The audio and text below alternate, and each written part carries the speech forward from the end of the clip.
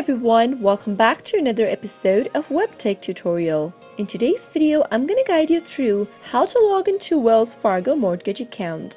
Keep watching the video till the end and don't forget to subscribe to our channel by hitting the subscribe button. Press the notification bell icon so that you'll never miss another update from us.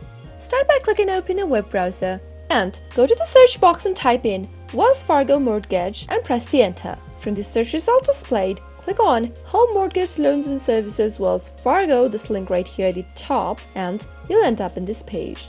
Now click on the Sign On button at the top of the screen and enter your username in the first text box. On the next, type in the password for your account. Double check your password by clicking on the eye icon in the right corner, which will help you reveal your password before moving on. If you'd like the system to remember your username, click on the Save Username option, but in case you don't remember your username, you can click on Find Your Username link at the bottom of the screen. Similarly, if you don't remember your password, click on Create a New Password link right next to Find Your Username link and follow the instructions to reset to a new password.